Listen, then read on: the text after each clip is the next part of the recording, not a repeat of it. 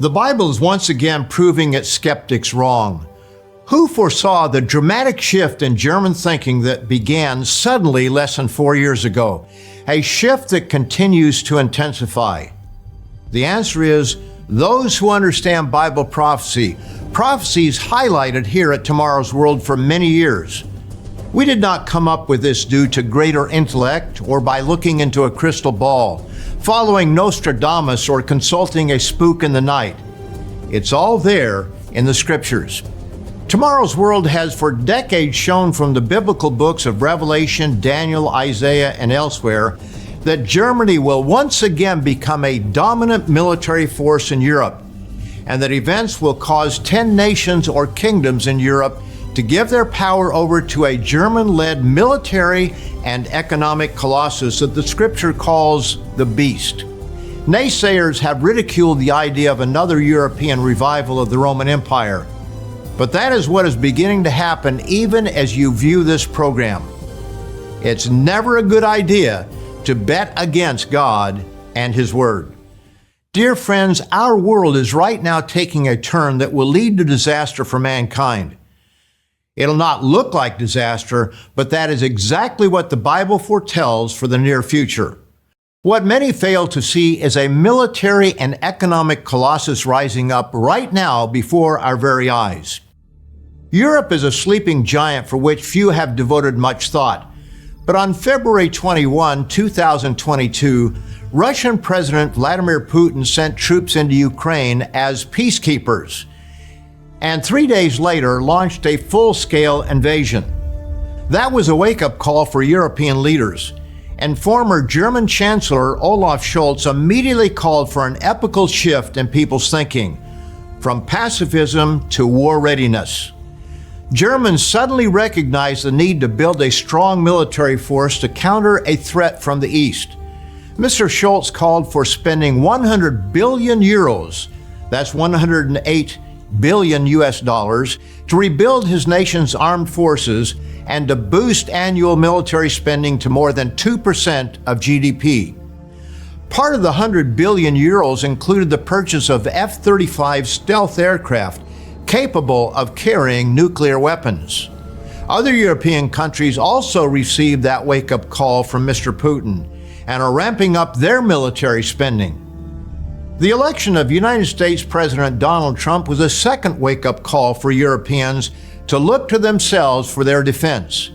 Mr. Trump's election was worrisome to European leaders, but at the Munich Security Conference, U.S. Vice President Vance shocked them with his February 14th lecture. This foreign policy headline from February 18 highlighted the shock NATO member states had regarding the speech. European leaders are reeling from a weekend of high-level diplomacy that has laid bare just how dramatically the second Trump administration is overhauling transatlantic relations.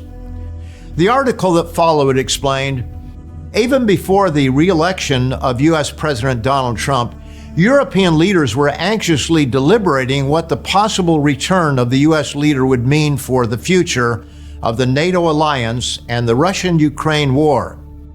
But a series of speeches, phone calls, and decisions surrounding the recent Munich Security Conference have only confirmed their worst fears. The U.S. was not the only country with a new leader. Germans went to the polls on February 23rd, and Europeans speculated what the outcome would be.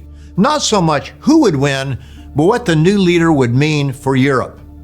The European Council on Foreign Relations, the ECFR, reported, Friedrich Merz is on the precipice of becoming Germany's next chancellor.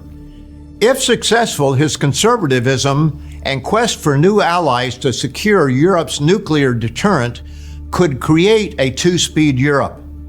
Note that, a nuclear deterrent. An older generation would be horrified to think that the country that led to the loss of tens of millions of lives in 2 world wars last century would possess nuclear weapons. But that is exactly what is contemplated. And what is meant by a two-speed Europe? Although the European Union is currently composed of 27 nations, not all nations share the euro currency. And in that sense, there's already a two-speed Europe, an inner core and a broader union. The Bible speaks of 10 nations that give their power over to a charismatic leader. We may expect that there will be a broad-based economic union with a smaller inner core military union that the Bible tells us is fragile and will only last for a short time. Consider this explanation from GermanForeignPolicy.com, explaining what is needed from the new German government. In Berlin, government advisors and foreign policy experts are calling for a massive increase in the military budget, drastic cuts in social spending, and the vigorous indoctrination, change of mentality of the population. Rapid militarization is, they argue, the task of the next German government. These demands are spelled out in the current issue of Internationale Politik, IP, a journal published by the influential German Council on Foreign Relations. Its cover story is entitled, "What the World Expects from Germany After the Election." One contributor writes, for example, that the next government must prepare society for Germany to become the leading European power diplomatically and militarily. Only a precious few in the world understand where this is leading. There is a military and economic colossus on the rise in the heart of Europe that will impact your world and that of your loved ones, and it's happening far more quickly than you might imagine. I also mentioned the rift in transatlantic relations that has come about since the election of President Donald Trump. This is more than a mere spat between allies. Its significance has far-reaching consequences, as pointed out in this BBC.com report. Germany's chancellor-in-waiting didn't wait for the final results of his country's election on Sunday to herald a new era in Europe. Declaring the U.S. indifferent to this continent's fate, Friedrich Merz questioned the future of NATO and demanded Europe boost its own defenses quickly. Although a previously strong advocate of the transatlantic alliance, Merz recognized the seriousness of the rift in relations and that there is no turning back. "My absolute priority will be to strengthen Europe as quickly as possible so that, step by step, we can really achieve independence from the USA," he added. Merz hinted that the endeavor was so urgent that he was not sure on whether the Transatlantic Alliance Leaders Gathering for a summit in June would still be talking about NATO in its current form, or whether we will have to establish an independent European defense capability much more quickly. All of this was prior to the blow-up in the White House between Zelensky and the U.S. President and Vice President on February the 28th. European Union Foreign Policy Chief Kaja Kallas told Politico, quote, "Today it became clear that the free world needs a new leader. It's up to us, Europeans, to take this challenge." Politico later reported, shortly after his victory, Merz began proclaiming a radically different creed, one fit for an alarming new reality in which U.S. President Donald Trump's America could no longer be relied on to protect Europe, and could even act to harm it. Note that last statement. America could no longer be relied on to protect Europe, and could even act to harm it. Merz is taking rearming to a degree that makes his predecessor's 100 billion euros look puny in comparison. The BBC reported that shortly after Merz was elected, German lawmakers have voted to allow a huge increase in defense and infrastructure spending, a seismic shift for the country that could reshape European defense. A two-thirds majority of Bundestag parliamentarians required for the change approved the vote on Tuesday. The law will exempt spending on defense and security from Germany's strict debt rules and create a 500 billion euro infrastructure fund. This vote is a historic move for traditionally debt-shy Germany and could be hugely significant for Europe as Russia's full-scale invasion of Ukraine grinds on and after U.S. President Donald Trump signaled an uncertain commitment to NATO and Europe's defense. If Europeans were shocked into reality by the Trump administration regarding the defense of the continent, they were no less stunned and offended by the level and scope of tariffs announced on April 2nd. America's Liberation Day would impose a universal 10% tariff 3 days later on all imported goods, and even higher tariffs would kick in on April the 9th for dozens of countries. America is seen by an increasing number of Europeans as a threat, as an enemy, and this should be a wake-up call on this side of the Atlantic. But it's not Europeans only who view America as a threat. A serious rift has been created between the United States and Canada. And Canada's new Prime Minister, Mark Carney, is turning to Europe for greater ties economically, as are a number of other countries. Countries are ready to work with reliable trade partners in Europe, European Commission President Ursula von der Leyen told Politico. In a more and more unpredictable global environment, countries are lining up to work with us, the Commission President said, without naming Trump or the U.S. In recent weeks, she has spoken to leaders from Iceland, New Zealand, Malaysia, the Philippines, Canada, India, and the United Arab Emirates, who are looking for strong, reliable partners. And let us not forget China and all of Central and South America. While the United States boasts of 340 million consumers, the combined nations of the European Union have 450 million consumers. Germany and Europe are poised to become both an economic and military superpower on the world scene. Revelation points to 10 nations or leaders giving their power over to a charismatic leader it calls the Beast. And Daniel describes these nations as being a fragile mixture of iron and ceramic clay, not naturally binding together. The North Atlantic Treaty Organization was formed April 4th, 1949, following World War II. NATO's first Secretary General, Lord Ismay, explained the aim behind the new military alliance as it was then. Keep the Russians out, the Americans in, and the Germans down. What we now see is Russia knocking at Europe's eastern door, Germany rising, and the United States walking away. It's not uncommon for allies to have disputes and differences, but this is a historic geopolitical shift that should be chilling to students of European history and Bible prophecy. The rise of an economic and military juggernaut involving a combination of Central European nations is something that we have warned about for decades. What we now see happening is the rise of a German-led Europe beginning to build a powerful, world-class military force with nuclear weapons totally independent from the United States, their former protector. As reported by Politico in an article titled, "Will the Threat of Trump End Germany's Austerity Zeal?" In view of the threats to our freedom and peace on our continent, the mantra, "whatever it takes," must now apply to Europe's defense, Merz told reporters earlier this month, as he announced a historic borrowing plan that could unleash 1 trillion euros in new spending for defense and infrastructure over the next decade.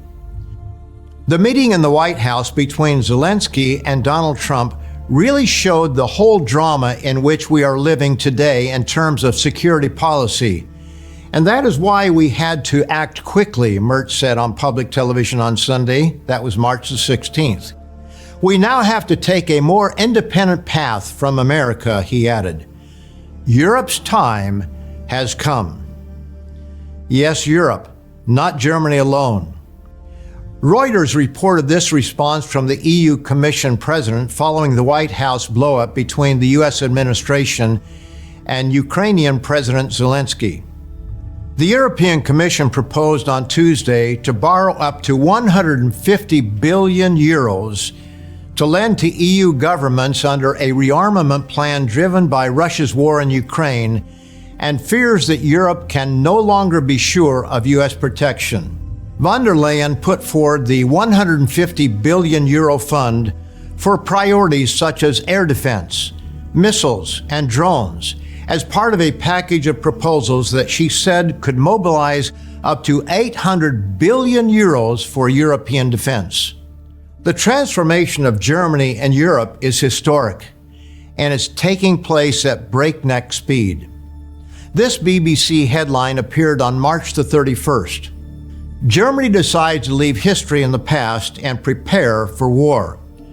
The article went on to say, Germany's military, the Bundeswehr, recently got the all-clear for a massive increase in investment after Parliament voted to exempt defense spending from strict rules on debt. The country's top general has told the BBC the cash boost is urgently needed because he believes Russian aggression won't stop at Ukraine. We are threatened by Russia. We are threatened by Putin. We have to do whatever is needed to deter that, General Carsten Breuer says. He warns that NATO should be braced for a possible attack in as little as 4 years, and the sooner we are prepared, the better. European nations are circling the wagons as they realize they must stand on their own in the face of a threat from the East and abandonment from the West.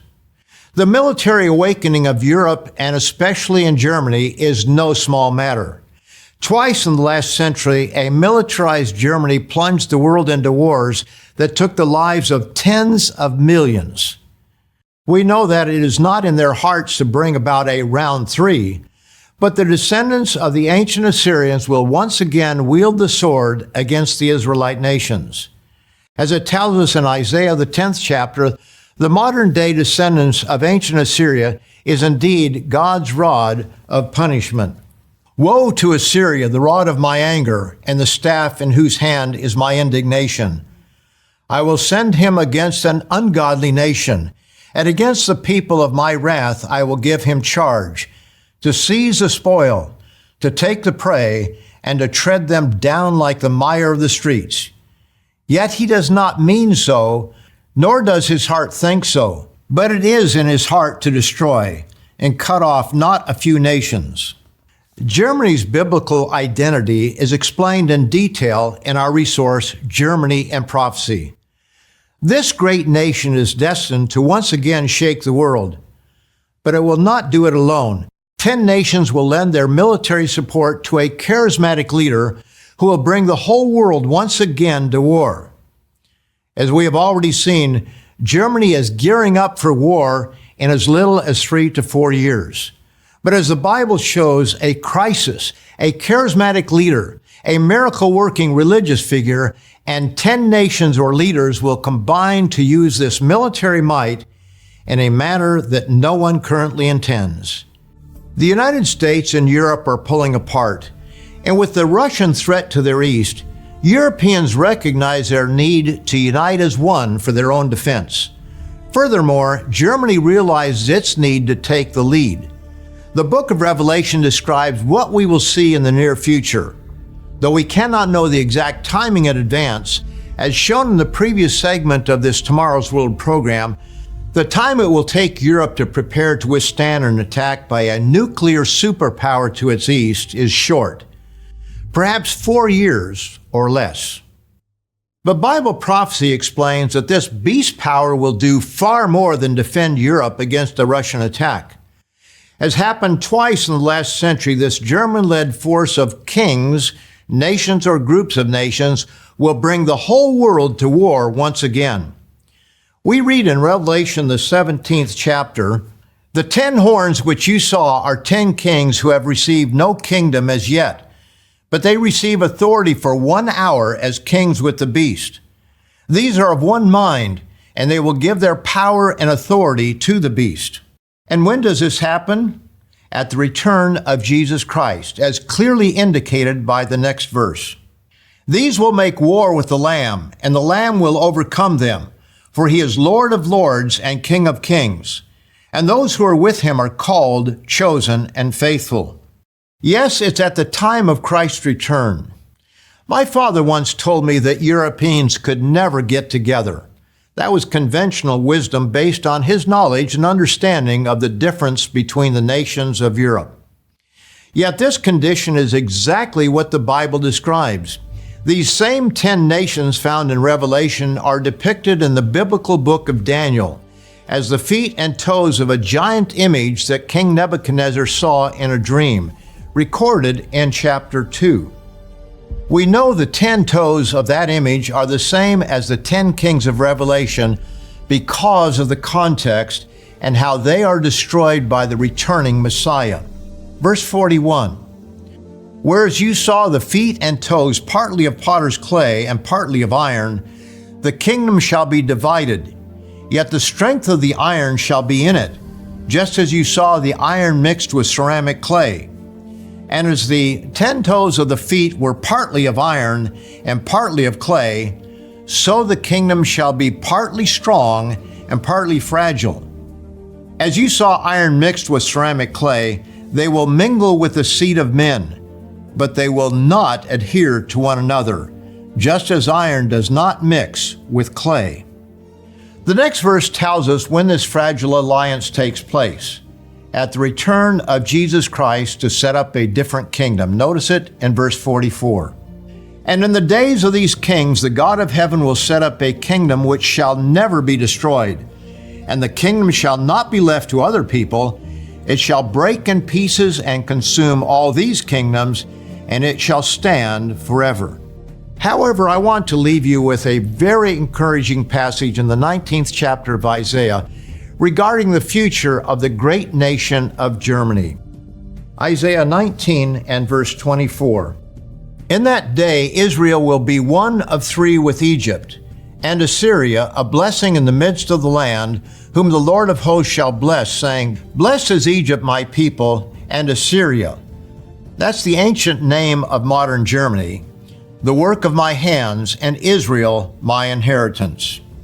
Events are unfolding so rapidly that between the time this program is recorded, edited, and sent to stations for review before airing, who knows how our world may change. So be sure to keep reading Tomorrow's World magazine and watching this Tomorrow's World program to ensure that you are not caught off guard by fast-moving events that are shaping our world. Thanks for watching. If you found this video helpful, check out more of our content or hit subscribe to stay connected. And if you want a free study guide related to this topic, just click the link in the description. See you in the next video.